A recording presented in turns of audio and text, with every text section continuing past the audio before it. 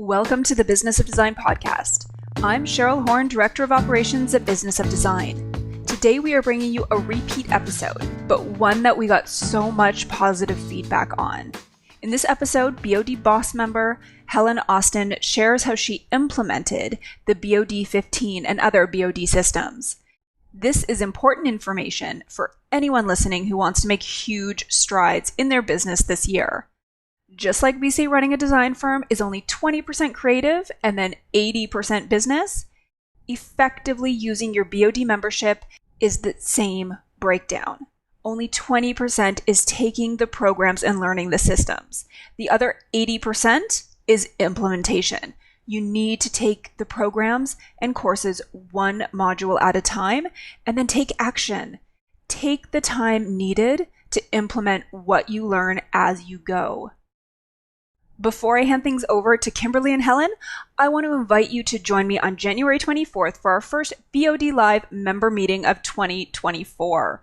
I will be joined by BOD business partner Sierra Collins, who will take us from aspirations to accomplishment. I know if you are listening to this podcast, you have big goals for your business.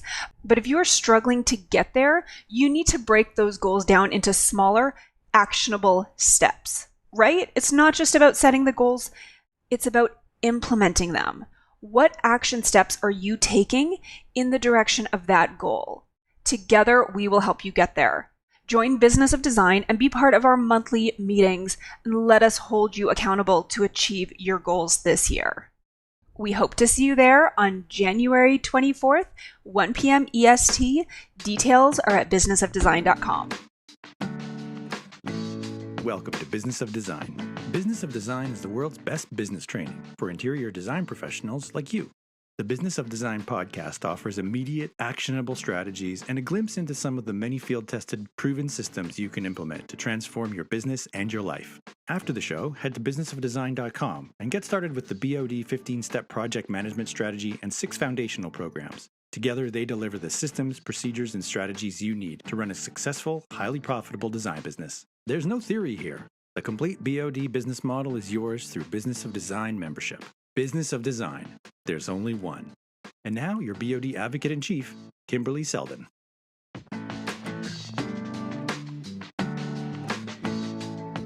Well, hello, you fabulous interior design professional. Good morning. It's morning here, and I'm just waking up. And the very first thing I did today, besides make myself a cup of coffee, was to listen to this episode recorded a few months ago with a BOD BOSS member, Helen Austen, who is not from Austin, but lives in 2 different cities, and you will hear her talk about that.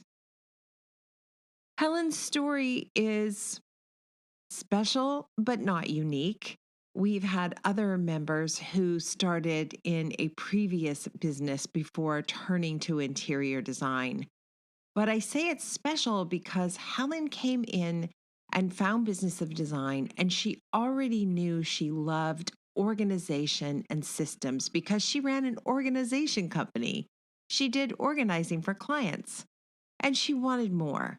And when she heard that Business of Design was literally built around organizing your business so you can run projects in a linear fashion, she thought, I think I will try this out.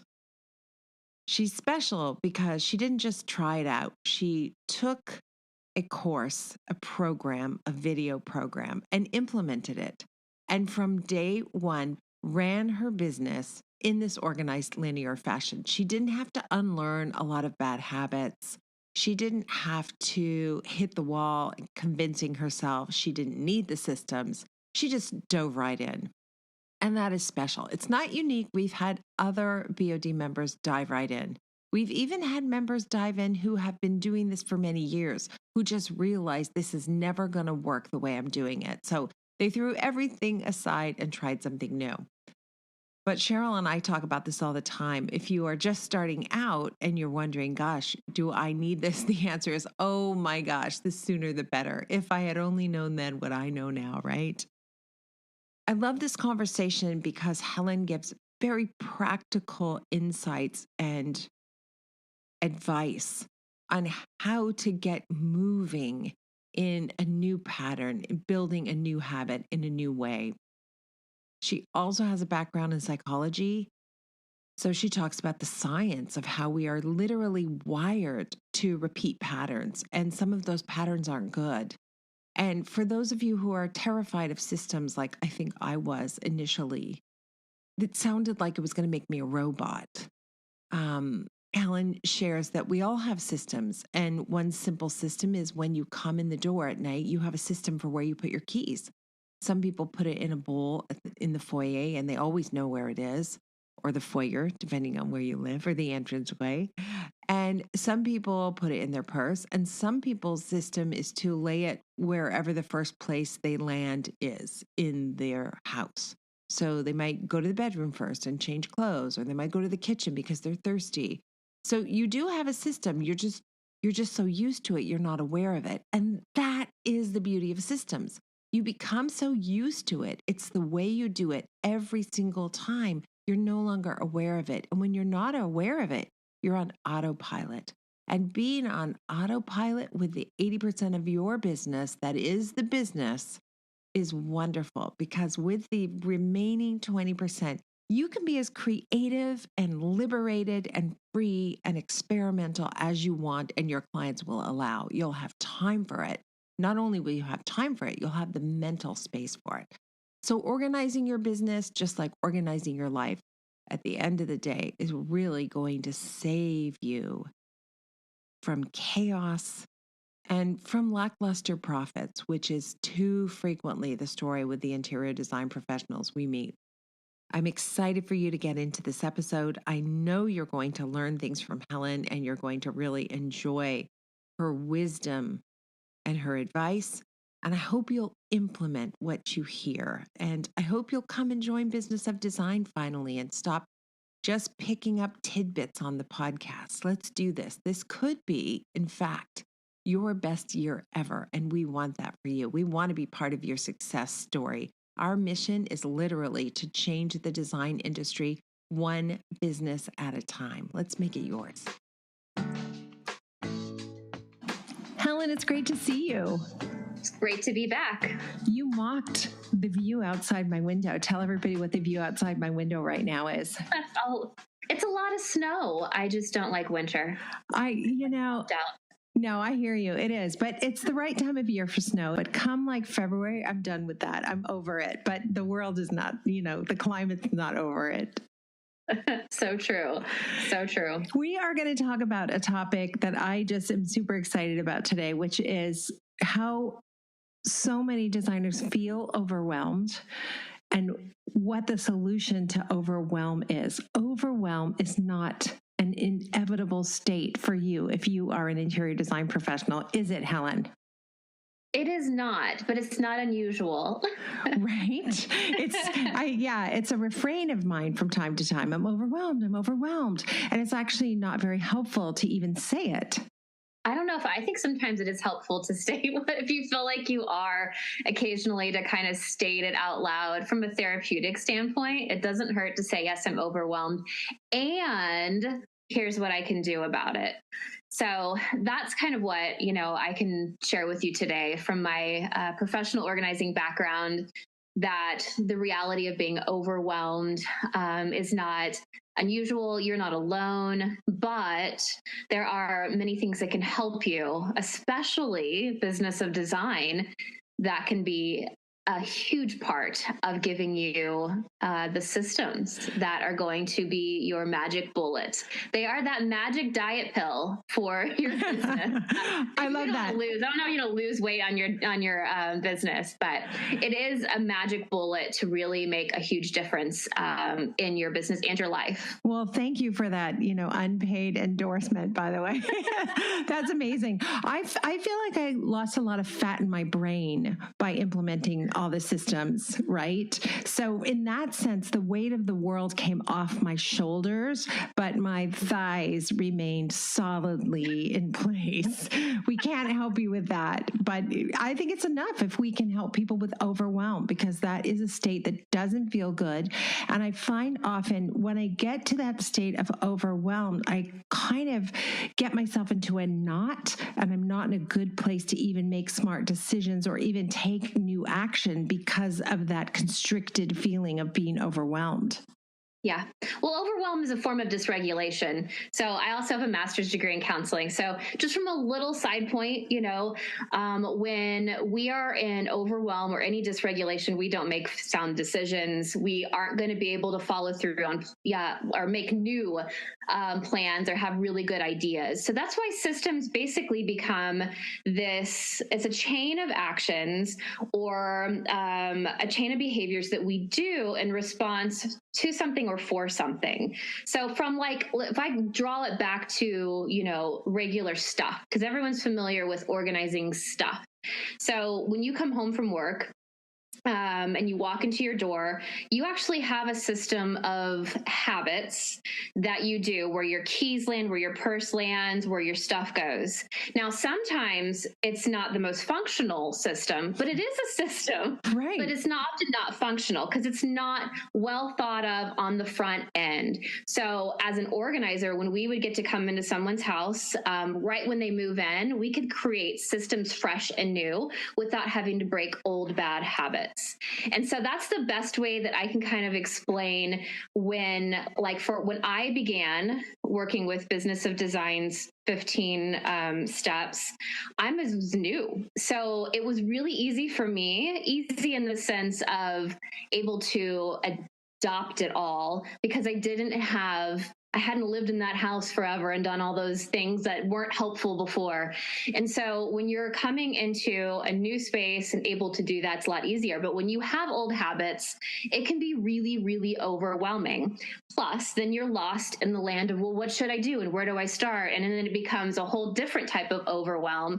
And then we just go watch Netflix and eat Haagen-Dazs instead. You know what? It's so true. We meet designers who are brand new, just starting out, and they implement everything and they're off at the races and they're running powerful businesses in 2 years. We meet designers who've been doing it for 20 years and they want desperately to have a different business and a different experience of running a business. But it is so hard to let go of those well-worn habits that are just a rut. You're just in a groove of always throwing your keys down in the wrong place. Absolutely. And our brains are wired for pattern. So we're going to easily fall back into those patterns. It is really hard to break bad habits. And so just if I can say anything to release people from feeling bad about maybe feeling like their business is pretty disorganized or things feel just way too overwhelming, that you're totally not alone. It is not unusual. Plus, as a creative field, there is a tendency to be more disorganized. All of my creative clients that I had in the past who were crafters or they were in really creative work were very disorganized. And the way that I saw it was that they have so many ways of coming up with ideas for different things. When you're creative, there's so many different ways you can do this, so many ways to do that, and then there's a squirrel over there and you're focused over there. So your attention's always waning. You have too many ideas. And then you're like, well, what do I do? We're back to Netflix and eating Haagen-Dazs. So this is why systems are so important that we have to be intentional. It's not always fun. It's really not fun to create file systems, but it is really fun to not be miserable when you're searching for something when you really need it. That is so true. Hold tight one sec. No, I forget things that what was I? Maybe it's not going to ding. Maybe I'll just say, forgive all the dinging. I need a new system for turning there you go, right? I need a new system for turning off texts when I'm on a podcast. I like sort of short of submerging my phone in water. I can't seem to make it be quiet, Anyway, I apologize for that. But so the first thing that comes to mind is when you're in that situation where you're overwhelmed and you don't know where to start. And it's really hard to get that positive feedback loop of job well done if you don't get at least one system implemented. So where would you say, knowing what you know now about the Business of Design 15-step project management strategy and running a design firm, and where would you say is a good place for people to start in terms of implementing so they can see a result and then build on that? They need to do what you say. I'm incredibly critical of when it comes to organizing stuff. And I have never heard your guys' suggestions be something that I'm like, well, that won't work. So you guys have mentioned you say it many times in your videos, you've said it on your podcast, that you take one step and you implement it. And you go to the next step and you implement it. And you could probably maybe, the first phase one might be something you could do all together. But the other ones, you just got to take it in really small bites. When we could take it back to spaces, if we just tackle like literally one drawer versus going into your whole closet and fixing your closet, it's much easier to do.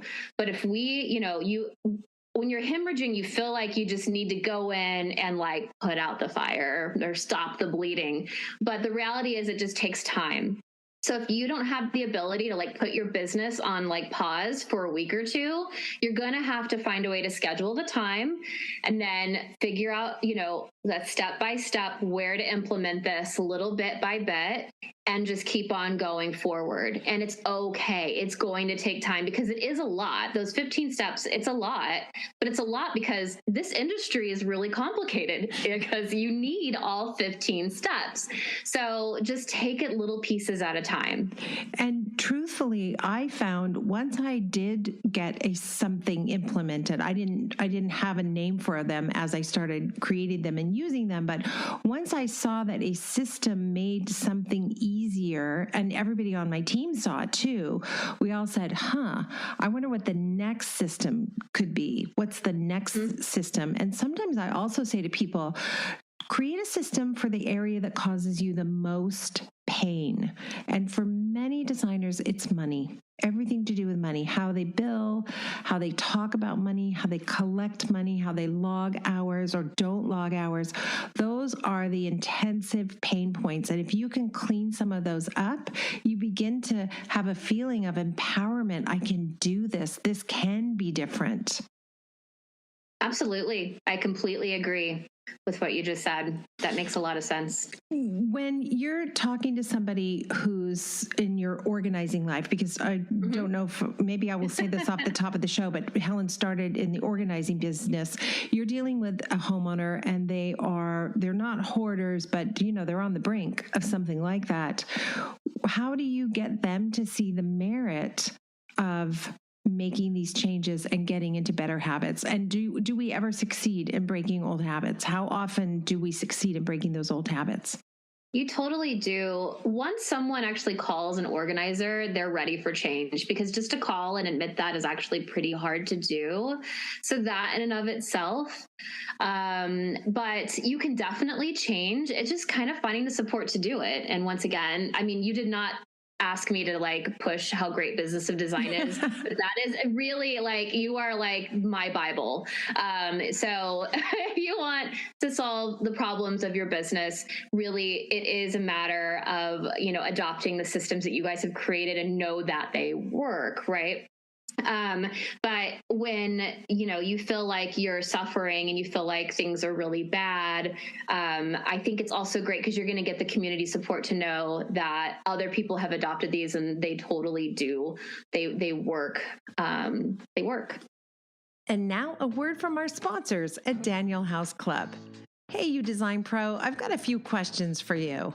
Are you feeling overwhelmed by countless vendor logins, sourcing from too many links, and tracking order statuses across multiple projects? Well, Daniel House Club is here to help. Because they're founded by designers like you and have faced the same issues you do, they work to offer the most streamlined process to manage your projects, orders, and delivery statuses all in one place, with one login. Daniel House Club is redefining the design business with the industry's lowest trade pricing and flat rate shipping across top vendors like Eichholz, Theodore Alexander, Curry & Co., Four Hands, and more. Discover a better way to take control of your business with Daniel House Club. Join as a Pro Plus member today and get 50% off your membership at danielhouse.club/BOD. With proven experience, Daniel House Club has strategies in place to serve design teams of every size so you can take control of your business. You also want to take time to assess how well something is working once you've implemented it, right? Because if you don't do that, that was my biggest problem. I would make a change and then I didn't have time to think about whether or not the change was effective. And before you know it, I built another bad habit. Absolutely. One of the things I see a lot is that people dabble in a system, like they put their toe in and they're like, oh, there's another one over there. And then they put their toe in there and they're like, well, then that one didn't work, but you didn't really give not. Like you really do need to put in some time, apply it. And in this, I would say you need at least 6 months to really know if something is working or not, maybe longer depending on what it is. But you do have to put in that time, commit to it. So if you're doing, business design 15 steps, do it. Like, don't just put a toe in and be like, well, or pick through it. You really need to commit to one system. And this is true throughout life. This is not just business. You really have to find something. Nothing's going to probably be perfect. I feel like what you're doing is pretty darn close, but there's not going to be the perfect thing. And you're always going to find little gaps because we're all creative, we're entrepreneurial, but just commit to something, and just having a system and a plan makes all the difference. I know what I wanted to say before all my text beeps started happening. I really had to block time in my calendar. So it was 2 or 3 days a week where I'd spend an hour. And during that 1 hour, all I could do was figure out a system for something, anything. It didn't matter. And some systems were relatively easy. You could kind of get them done in an hour. And other systems took, months and months and months of heartache because I didn't have a roadmap. But the point is I had that time dedicated to doing that implementation. And you guys know, you've heard me talk about the E-Myth a million times, Michael Gerber's book, which changed my life.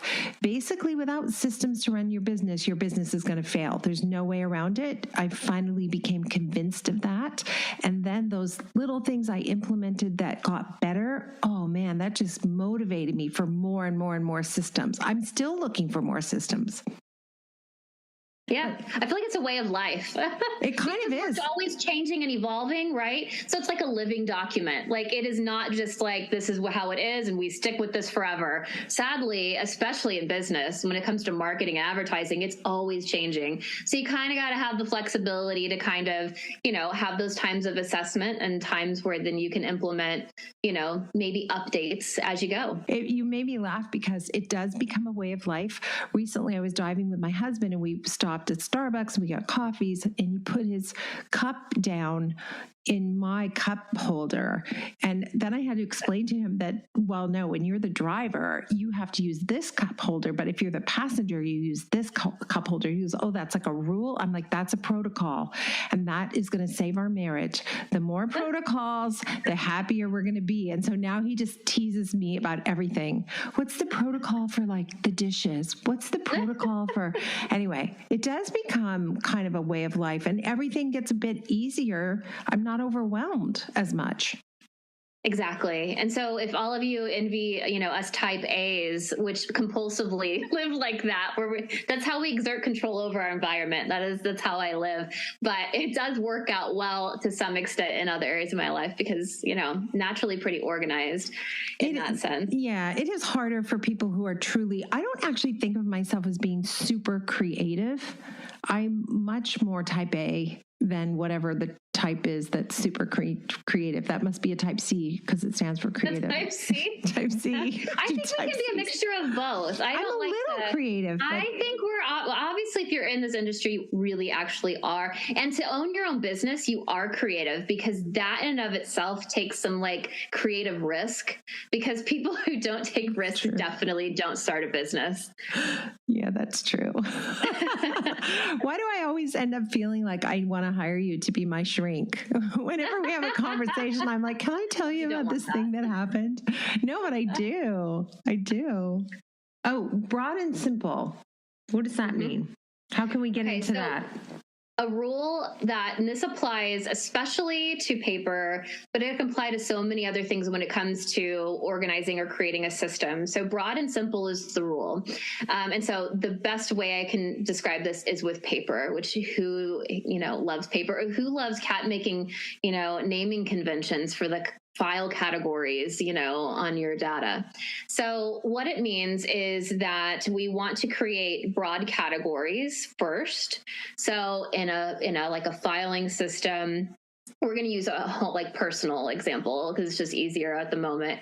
You have insurance, and insurance should not be broken down into its own little file for like car insurance, life insurance. No, it's just insurance. So we start with a really broad category and you work with that until you feel like it's just getting too full or too crazy, because what you do is you overcomplicate things. So this is kind of like the naming convention thing, which is a little easier on a computer because you can search terms, but in paper land is really important. So whenever you're thinking of categorization, which is a part of a system creation, you want to keep things broad at first. And then when it feels like it's getting too full, then you create one more breakdown from it. But don't make things overcomplicated. I think we do that a lot in systems that we create. So we want to keep them broad at first and then kind of narrow them down over time if needed. A lot of times it's not needed. That completely makes sense to me.